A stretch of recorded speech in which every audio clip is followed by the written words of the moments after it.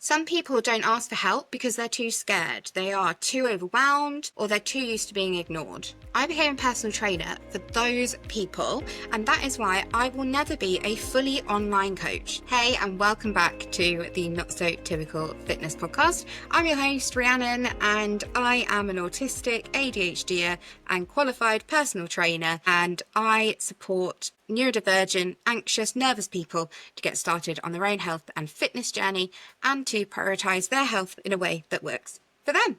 This is episode 12. Can you believe it? I have had a break last week. Life got really busy and I had batched like 4 episodes, which I never normally do. And then I got confused over which week they ended. So I'm so sorry if you're a religious listener and there was a gap last week. That was not my plan. But hey, welcome back. So this is episode 12, and this is something that I think I've been wanting to talk about for a while, but it's a tricky one because I don't want to offend anybody. Honestly, this is quite an important episode for me. I think given what's happened the last couple of weeks as well on my social media, I've gone viral, which has been both good and bad. I've had some awful comments where I made my way over to Gym Bros side of TikTok. And to be honest, it's not a side of TikTok I ever wanted to be. But I've also gained some fantastic clients online and in person because of the viral nature of my content recently. So if you're a new client of mine and you're listening, hello. If you're a long-term listener, hello. And today I'm going to talk about why I never want to be a fully online fitness coach or personal trainer. Now, you will know that I coach clients both online and in person in the gym. But the trend right now, the overwhelming trend actually, is for fitness coaches to go fully online. The idea being that you can get off the gym floor, no more 5 a.m. starts, no more cleaning or tidying weights away. And it's meant to, or it's not meant to, I think it's promoting this idea of earning lots of money and not having to do the heavy lifting, ironically, the hard graft that you get from working on a gym floor. Now, I know that there are lots of people out there who have personal training sessions online. I'm one of them, and that's fine. And I think there's a place definitely for online coaches where your ideal coach is not close enough for you to work with. Then I think having an online option makes sense. But there's this push at the moment to see coaches selling training plans and building paid communities, so not free communities, but paid communities, and just going digital. And I get it. I work from home a lot of the time because I do my marketing, my social media. I've got some freelance clients there, so I wear lots of different hats. But for me, this idea of being 100% digital, it's not a path I want to take. And it's not for me. And I'm going to tell you why. Because everything that I do is built on connection. So human connection. So I work with people who are nervous or have anxiety, people who might be neurodivergent, who struggle to ask for help, who might want to just fade into the background and not be seen. But because of that, it can prevent them from moving forward in their fitness journey. Now, sometimes, so my clients are people who will walk into a gym and they will feel like everyone else was given this rule book, this gym etiquette book or a how-to guide, but not them. And sometimes those people, my clients, they can't ask for help. Now, this is where I come in, and not just as a trainer, but actually as someone who is hyper aware of what's happening around them. So this is not a superpower. This isn't my neurodivergent superpower. It's not magic. This is a skill that has come from someone who has been living life as an autistic person and needing to notice these tiny micro signals just to survive and just to get through life. So I can feel tension. I can feel when something's off. Gosh, I suffer RSD hugely, probably because I notice tiny little changes in people's attitude or response, tone of voice. Now, there's something that is good from that, and it is the ability to spot when somebody is needing a bit of extra support. And I can only offer that support in person. And I'm not just talking about clients. So if you go fully online, and what you do, most people will go fully digital. They'll have weekly check-ins maybe. They might do video check-ins. I meet with my clients weekly on a Zoom or a Google Meet, something like that. And it's great. But I don't get that opportunity by doing that to help other people. I'm not here to make the big bucks. I'd love to make more money, for sure, wouldn't we all? I'd like to go on 2 holidays a year. That would be great. Sometimes we don't go on one. That would be amazing. But fundamentally, the reason I do what I do is to help people. And that is paid clients and non-paid clients. Now, I'm going to unpack why this matters today for me, and actually why my own mental health plays such a huge part in me being physically present for other people, and why this is so important to me. So let's just go back a little bit and think about my neurodivergent awareness, let's call it. This allows me to notice body language, change in the tone of voice, discomfort, overstimulation, and these are things that often go unnoticed, especially by neurotypical people. So there's a couple of times this has happened. There's someone who comes to my gym and I've helped them a couple of times with different setups for different exercises, and they were doing something the other day and they were struggling. So they were doing barbell hip thrusts. They had a barbell pad because I managed to get them one of those. They had that. But what was happening is when they were rolling the barbell up as they were getting ready to do the movement, the barbell and the weight plates were lifting off the ground. So they were trying to get ready and they were already supporting the weight. That's not great. And there's actually something we can do to avoid that. So I knelt down, and I don't even know this person's name yet. I hope I find out. And I asked if they were okay, if I could give them a little tip. And they were like, yeah, please, which is great. So I gave them my tip of putting plates underneath on the floor, underneath the plates that are on the barbell. And they said to me that they feel safe when I'm around, and that me going over to them has been really useful because this person told me that they feel safe with me and they look for me if they're struggling because I will notice them. They don't have the confidence to flag me down or put the hand up and get my attention, but because of the way that I am, because I walk around the gym and I am looking all around to spot things that could be a potential danger to myself, because that's really why I do it, they are able to know that I will see their struggles and I'll be able to help. So this person knows that I'm around and that I will offer help in a kind and considerate way. But most importantly, that I notice when they're struggling, because this person wouldn't put their hand up, wouldn't flag me down if I'm the other side of the gym. It's the fear of being rejected or ridiculed. And yes, it is probably irrational because everybody in a gym does want to help people. That's why we train as a personal trainer.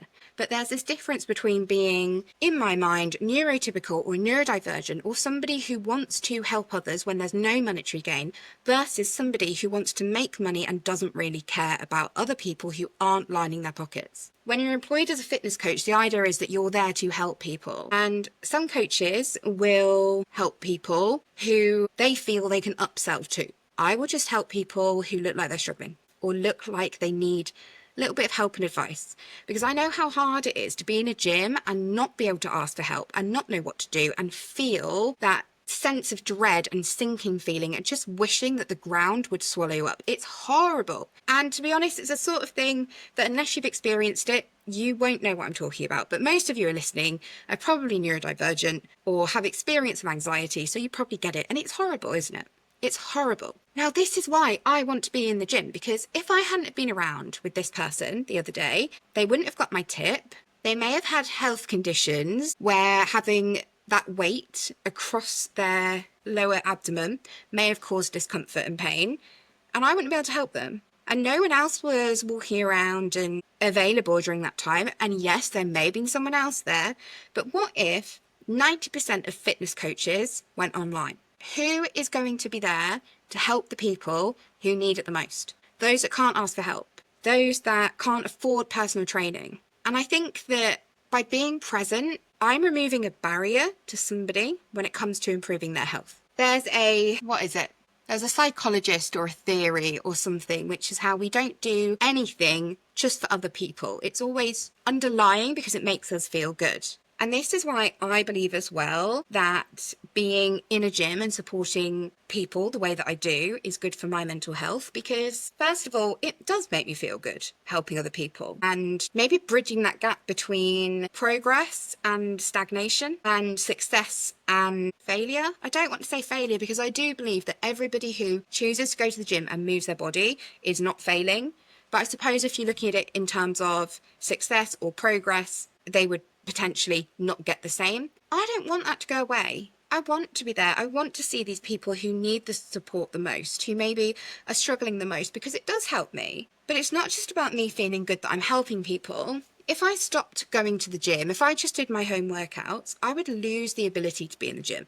The reason I say this is because as a late diagnosed autistic person who's masked for 30 years, my mask has helped me do some incredible things. Since my diagnosis, I have been focusing on becoming more and more authentic or unmasked, taking off this mask of me, this persona of me that I've been trying to be to fit in. And I'm just being more me. That's why I'm holding this beanie baby, is because for me, it's calming. It helps me regulate. I never would have done this before.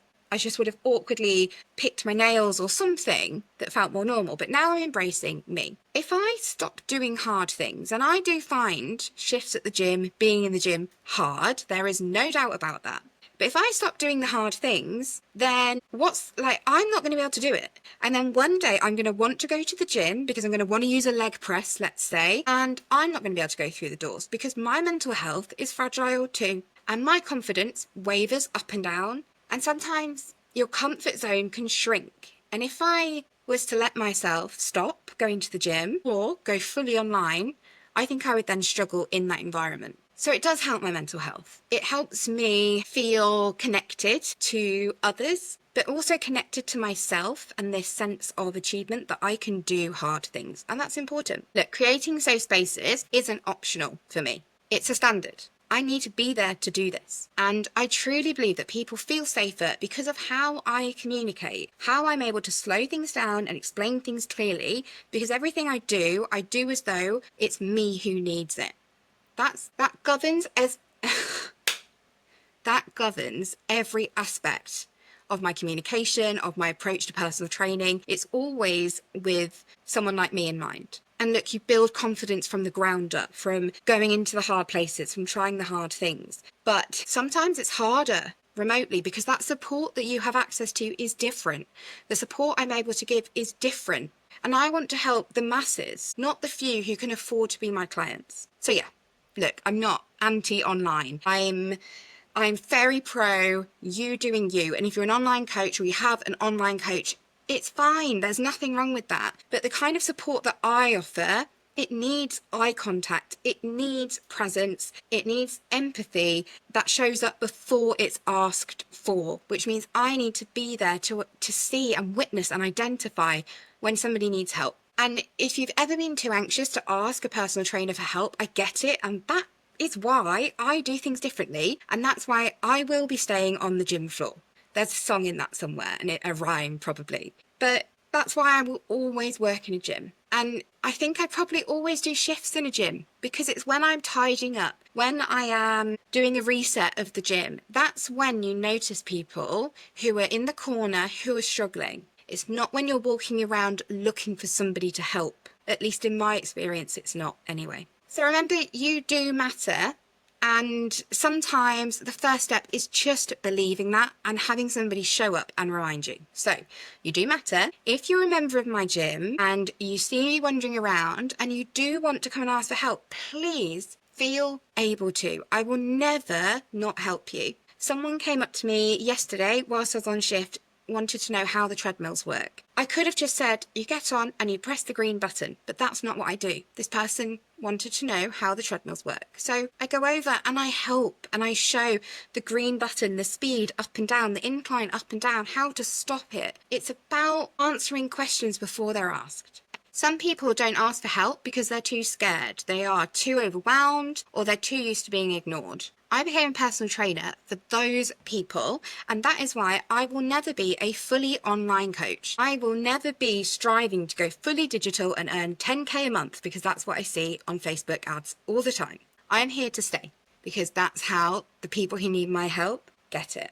I can tell when someone is overstimulated. I can tell when somebody is about to cry in the gym bathroom, and that is why I will never be a fully online personal trainer. End of. Some of us just don't know how to ask for help, especially in a loud, overwhelming environment like a gym, but I see it because I'm hyper aware of how people are and how people are existing because I've lived it. And that is why I will always show up in person in the gym. I was the girl who stood in the gym pretending to stretch because I didn't know how to ask for help or what to do. Fundamentally, that's why I became a personal trainer and why I qualified, is because I know the importance of being able to support people face to face and help those who need it most but don't know how to ask for help. Being autistic means that I can pick up on what other people might miss. It's not a superpower, but it's a survival skill for sure. And that's why I have to be in person, is to help people like me. That is why I know that I have to be working in a gym to help the people that I qualified to support. I notice when somebody's holding their breath, when somebody flinches because they hear a noise that's too jarring or too loud. I see panic when somebody can't follow instructions. And to be honest, it is not something that you can fix through a screen, and it's not something that you can even be aware of when you are 100% digital. Anyway, thanks for listening to this episode of the Not So Typical Fitness Podcast. As always, please can you leave me a review wherever you are listening to this. It could be Apple Podcasts, Spotify, YouTube. Oh, there's so many. And it really helps me to grow the listenership and to reach more people. And that's what I want to do, is reach more people. That being said, if you would like to sponsor an episode, please let me know, because obviously I do need to make a living too. But fundamentally, I do this to help people, and I hope I'm helping you.